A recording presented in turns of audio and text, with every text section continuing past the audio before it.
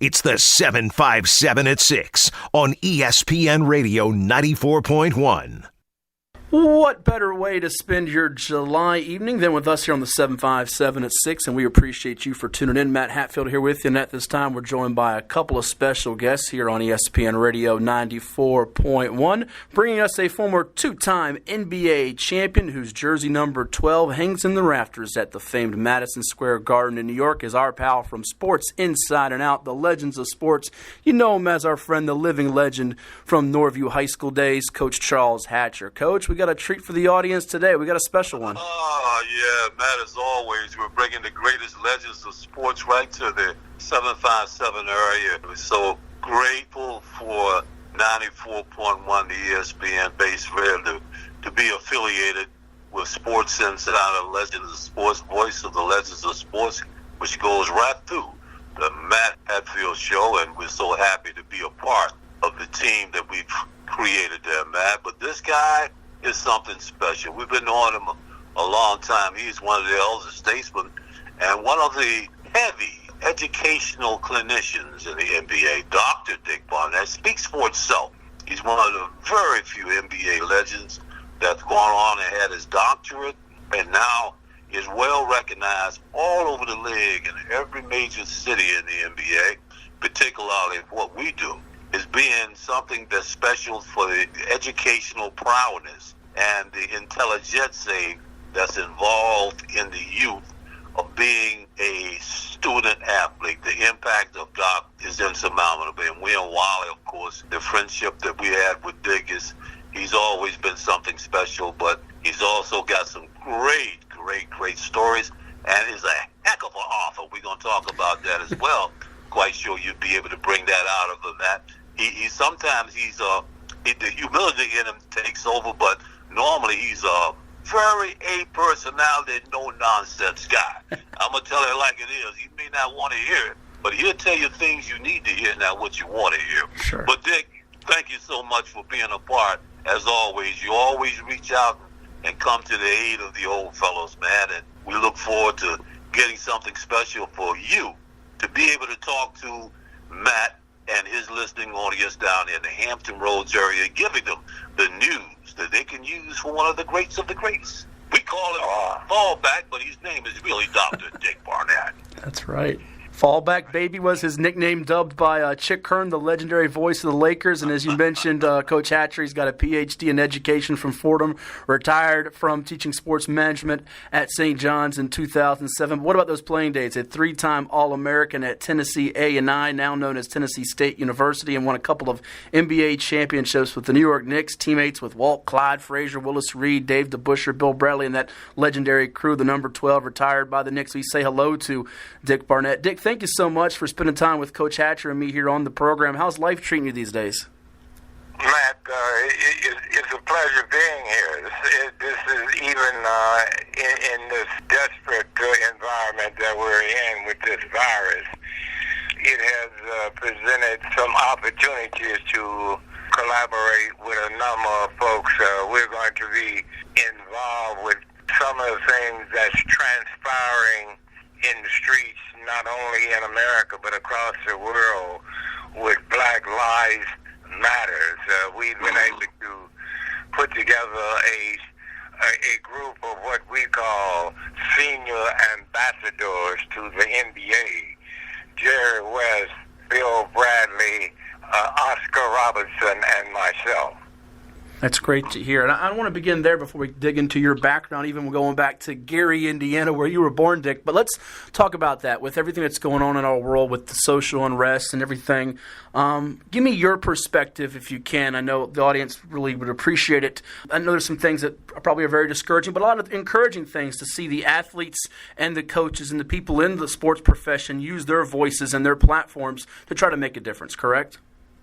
Well, with athletes having that opportunity and that platform, we must take advantage of that situation. I mean, this really goes back decades, particularly with even Jack Johnson, Joe Lewis, Jesse Owens, even before this environment. One of the things that's transpiring now, the young athletes that are participating they're taking up the baton that has been handed off even from the 1968 Olympics when the fist was raised. So there are a number of opportunities that shoulders that we're standing upon. Mm-hmm. Well said. Tell me about growing up there, Gary, Indiana. I imagine as a boy you had the dreams of playing professional basketball. When did you know you had a chance to do this on the highest of levels one day? Was it when you were a young tyke, or was it as you grew older and got really good in the game in the high school age, college age? Well, my whole life, Matt, has been built on what I call the dream paradigm. And I believe that in America, dreams really can come true, even with all the contradictions that's involved in the political situation that we're part of. One of the things that I recommend, particularly to young people and to young athletes, is to really take a vivid stare into the past, beginning with 1619, when we first arrived in America and was influenced by the Dred Scott decision that said that you are not a citizen of America, you are a piece of property. So that's why Black Lives Matter is so relevant to today's, to recapture your manhood and try to step back on the stage of history as free, proud, and productive people.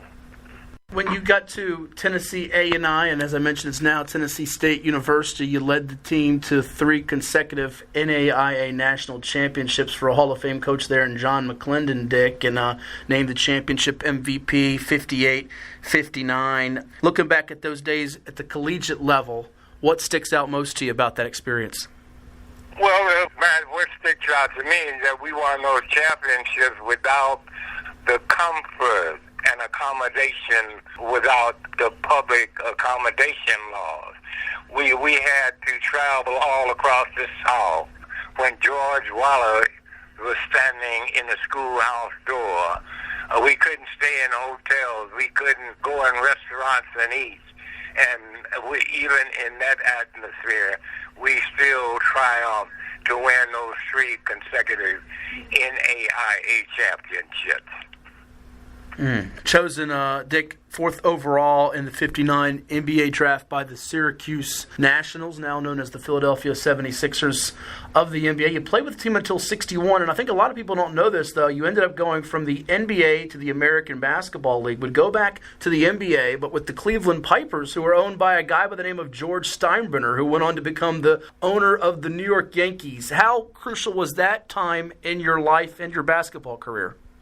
Well, it was a period, Matt. It was a period of transition, and he got a chance to meet a number of people, spent a number of days and months in the court fighting the reserve clause that was tied a athlete in perpetuity to one team. And, you know, back to the NBA. One of the things that, since we're on, and I must say, my being competitive and playing against Oscar Robertson when I was a young man, obviously his lawsuit changed dimensions of professional basketball and professional sports. We're talking with the great Dick Barnett, a 2-time NBA champion of the New York Knicks. He was a 1968 All-Star. He was top 10 in the league in points in 65-66, top 10 in free throws made, top 10 in the NBA in field goal percentage, and also inducted in the College Hall of Fame in 2007, along with our friend Coach Charles Hatcher, the Norview living legend from Sports Inside and Out. Go find the podcast, the Facebook page. So much great content. It's the 757 at 6 here on ESPN Radio 94.1 as we continue reminiscing and going down memory lane with Dr. Dick Barnett. Dr. Barnett, looking back at it, I think one of the things that people always associate with you was that unique, unmistakable question mark jump shot. Tell me about the origin and how much it got brought up to you during your playing career and even to these days. Well, that was developed from the program, Playgrounds, Matt, in Gary, Indiana. But since you have an extensive audience, let me share with you, and Chuck knows about this. Those championships and the relationships developed over years of playing and being a All-America. One of the things that I must tell your audience, probably one of the best things that happened to me in professional sports was having a ruptured Achilles tendon. And that might sound, most people wouldn't put it that way, but I must say, once when I got that ruptured Achilles tendon, that was a major wake-up call to become serious about my future. Before that, basketball was my mistress, and afterwards, basketball I developed a romance with education, went on to get my bachelor's, master's, and doctorate degree, and spent the time becoming a very serious student, concentrating on the future, so that Achilles tendon was a major wake-up call for a young person that really didn't take education very seriously. That's really deep. Coach Hatcher, I want to get to you on that because not many athletes that we've come across, and of course in your playing days as well, coaching days, that you hear about that being a major wake-up call, as Dick mentioned, or a blessing in disguise. But I think that shows sort of the depth and the knowledge base that he has, as well as the growth that he had, not only as a player but as a person throughout his career and his post-playing career, don't you think? Oh, no question about it. Dick was a big influence on me. I'm a little bit younger than Dick. He always talks us the youngins. Dick's always been a great influence, and he's always been able to pull me aside and tell me great things that I should know and be able to do. His career, people don't realize that Tennessee A&I was more a prolific college championship team than UCLA. Mm-hmm. That says a lot. And the NAIA during those particular years was the major college conference in the country at one time, outside of the NIT, then the NCAA. But Dick's always been there. I just can't say enough of the guy. When I got sick and I went through my tumultuous times and continued to rehab, he's always the one that called Max or my lady and program director and always say, hey, Hatch, how you doing? I'm thinking about you. I'm praying for you. With that type of camaraderie and intense fraternitorial gathering of the old-timers for a young guy like me, which I would classify myself as being younger guys with him, and guys like Sam Jones and Oscar, just telling the small little innuendo things, Ray Scott, it's very, very impactful. Earl Monroe as well. I got to give a little play to Earl, who, God willing, that we come up. But, man, I'm going to tell you something. You can't get much better than the linguistical skills and knowledge that a guy like Dick Barnett, who's been on both sides of the spectrum as far as sports and education, can be there, because he's right there. He's right there in the same level as Bill Bradley. The impact of him intellectually and things of that nature, but it's one guy who talks, everybody listens. He's about the only guy I know, Matt, and I want the listeners to pay attention to this, can walk right in Commissioner Silver's office and sit down and say, I need to talk. Now, that's hard to do.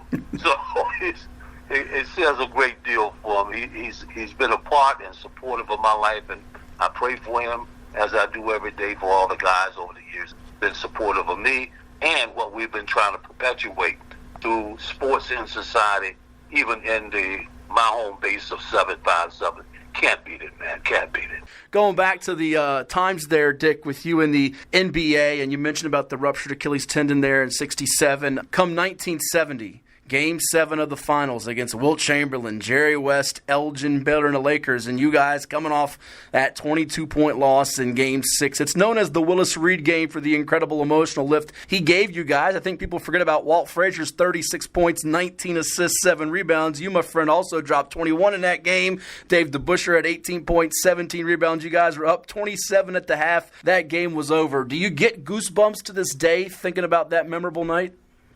No, Matt, it was a wonderful night, and it's a part of my memory bank. But, I must, even though as important as that was, I always tell the tale, my journey into manhood and becoming a professional athlete is a lonely journey in terms of dedication and everything else involved in, but it was a training ground that was really helpful when I started on a lonely trail to becoming a doctorate in education in sports management, really telling young people how sports began, how sports has become a people business, gender, race, ethnicity, a whole bunch of things. And one of the things that my foundation, the Dr. Richard Barnett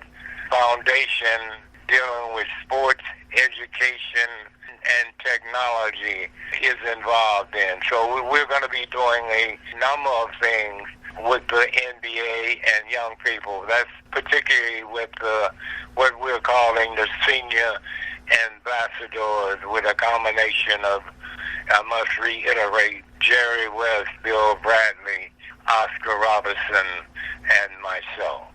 That's awesome to hear. I'm curious to you, we brought this up to Lucius Allen as well, Dick, about nowadays you have the younger generation learning about some of these legends like yourself through this video game of the NBA 2K where they can play you and have that great jump shot that you had in the old teams. But how powerful is it not only that they can learn about the name Dick Barnett and other legends like yourself, and then use the information that they find on the internet and see the impact that you made not only on the basketball court, but like you said here, with putting together these panel discussions and the things you've done, philanthropic things you've done, and through education. How, I guess, heartwarming is that for you personally? Very personal. I'm excited about, particularly with technology, as I indicated, that using Zoom to talk directly to young people and share some of your experiences and let them remind them the shoulders that they're walking on. One of the things that I love to talk to young people about, some of the quotes from Dr. King indicating from that 1619 and those young people in the streets reiterating that, as Carlyle said, no lie can live forever. And that has come to the fore, that truth crushed to earth will rise again. And that's what it has taken. Our parents and our grandparents have proven that the arc of the universe bends towards justice. And these young people in the streets are helping change the trajectory of America, where America has to go and live up to the edicts of the Constitution. Coach Hatcher, as I turn it back to you for a moment, I imagine you get goosebumps hearing Dick talk and discuss some of these things. As you said, Dick is so very humble, graceful. I mean, this is a guy that was an all-star, an NBA champion. His jersey's retired in New York City, hanging in the rafters at Madison Square Garden. But he realizes that sports was a vehicle for him to further impact lives and educate people through other avenues with that deep reservoir of knowledge. That's not the case with all athletes. Try to describe for me how meaningful that is to you.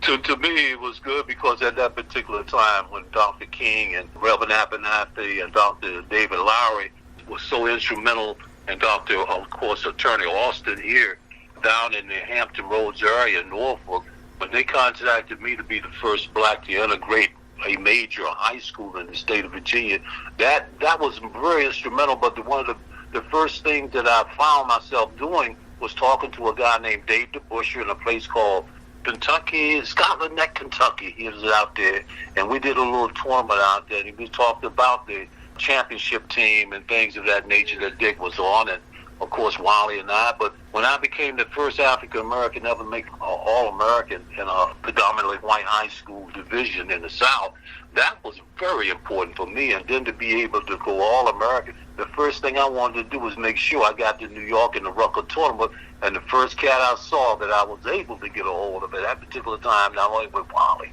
was Dick Barnett. Those were the cats that popped up and really did an impact in my being what I am. They made sure that I understood the power of education and what I was actually doing, along with a great guy like we talked about, is Dr. Richard Lapchak, another peer. of Dick Barnett. So I can only say something that I wouldn't be here if it wasn't for the like and the role modelship of guys like Dr. Barnett. And say also, for Matt, I want the Hampton Roads area to know that soon, and somewhere, God willing, in the fall, Hampton Roads will be graced with the presence of Dr. Dick Barnett. And coming to Hampton Roads, I think this will be his first time. Wow. And with that alone, coming right there to get with you, Matt, I think this will be a great treat for the history of sports in the Hampton Roads area to take another giant step on the shoulders of those to help make the game as to what it is today. Absolutely. We look forward to that and having Dick Barnett up here and a chance to speak to people face-to-face. We continue on with the former NBA champion and living legend Dick Barnett, formerly of the Knicks, known as the fallback baby in the skull, here on the 757 at 6, along with our pal, Coach Charles Hatcher from Norview. Sports Inside and Out, the legends of sports here. A few minutes with these guys on ESPN Radio 94.1, and we really appreciate it. Let you guys go. But, Dick, to kind of piggyback a little bit on what Coach Hatcher talked about there, speak on the relationships that you built. Guys that were your teammates, the Dave DeBuschers, the Walt Clyde Frazier's, the Willis Reeds, the Bill Bradleys, those relationships, I imagine they're everlasting, and what you guys discuss about to these days and how that championship changed your life beyond the game of basketball. Well, obviously, the relationship that has been the appreciable substance that have come out of playing professional sports. I just got a call today from the NBA, from the commissioner's office, and they're going to be recording one of my poems, and I'd like to quote a little bit of that, and Chuck knows a little bit of the poem, What Now, My Brother? Yeah. And if I could quote one paragraph of that. Sure, go ahead. It's called, What Now, My Brother? After the cheering has ended, and the applause and accolades began descending. What now, my brother? When the media and fans turn to others for their dose of the entertainment bill, when no one recognizes you and life begins to turn real, what happened to the hanger-on? Did they leave you for another, or did they dish you in scorn? What now, my brother? What happened to the cheers and the seats packed through the years? People calling your name, riding the whirlwind of intoxicating drama and fame. The waiting time has run its course.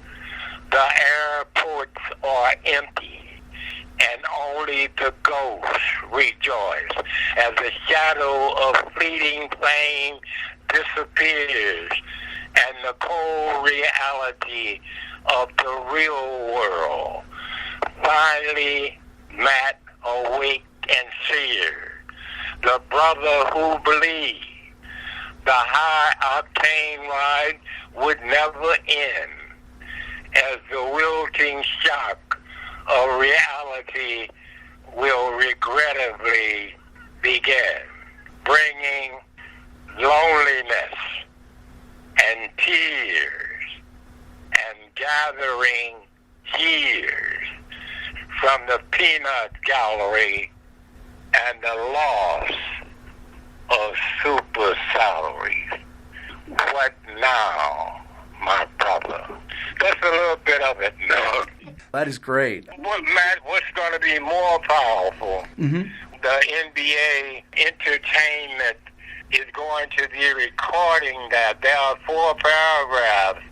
Oscar will be quoting one paragraph, Bradley the other, Jerry West, and myself, so we can reach a number of young people, the senior ambassadors to the NBA. That's outstanding. A couple minutes here with you, Dr. Barnett, and I'm so thankful for his time, and I'll let you run. But it's the 50-year anniversary of that championship, and, of course, you won a second one there in 1973. As you look at the sport of basketball today and all the greats, from the guys like Jerry West and Bill Bradley, yourself, the Bill Russells, the Kareems, you can go down the list of so many guys, to see what all of you have collectively been able to do post-basketball and watch how the game has grown. Give me your thoughts on what you guys have done off the court, and then also the state of basketball and the game today. Where is it in your eyes?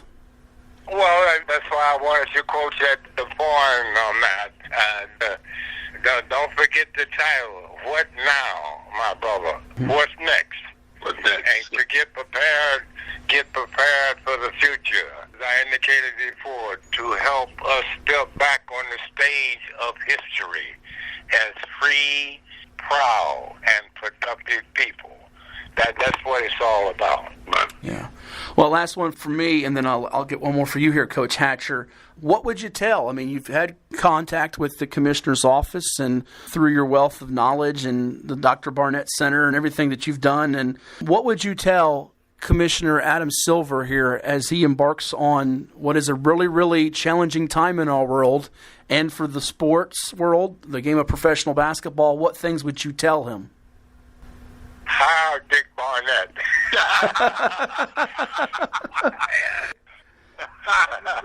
That had to come back. That had to come. Yeah. But Hire Dick Barnett. But you don't want the Knicks job coaching, right? oh no. No, I'm not going to. I'm going to be doing some things as it works out as a life coach. Okay. So it is beyond just coaching the fundamental of basketball. It's qualified as a life coach. Okay. Okay. All right. Good deal. Well, hey, it's been an absolute blast. And Coach Hatcher, really just so much wisdom and knowledge and great stories passed on by the living legend himself, Dick Barnett, a couple of championships with the Knicks. And as you can tell, certainly his contributions to our world have been as great for what he did in basketball, even more so, I think, off the court in the lives he's touched and been able to impact through his words and his knowledge. And a tremendous offer. We're going to also try to push out his book again that's still relevant now, more so than be coming back out to be in a renaissance situation for it. It's more apparent now than ever before, and we're going to bring out and let that book come back to service for Dick as well. But again, we always want to make sure we get the platform. That's what we do. We're happy to have the platform that people can talk to those that help make the game, not on the court, but off the court. And that's what we're so proud of with what we do. We've been doing it so long. And, and Dick, we've been going to all-star games. We get together and we start to, oh, my God, to talk about the things we used to do is ridiculous. But, I always miss him. And, the last time we were there, I think we were doing the Spencer Haywood project in Las Vegas, I think was the last time I got a chance to really get with my dear friend. And since my little mishap and, of course, I just thank God for a good friend, a very, very knowledgeable person, and a man of the world, a truly linguistical guru when it comes to knowledge and self-motivation and clinician activities. I love him. He's a dear friend. That's why he's always said he's not just another brother. He is my brother. So just God bless him. As always, Dr. Dick Fall back, baby, down there. Oh, okay, Chuck. Hey, it's been great. Okay. Thank you, Dr. Barnett. We really appreciate it, and best wishes to you moving forward. Okay. Okay. Thanks so much, Matt. Thank you so much, Hampton Roads, for continuing to make this young man one of the more popular, I'll say, sports facilitators in the 757. God bless you, my young friend. Right. Take care, guys. It's Dick Barnett, the legend from the New York Knicks, with us here on the 757 at 6. And, of course, Charles Hatcher, Sports Inside and Out, the Legends of Sports.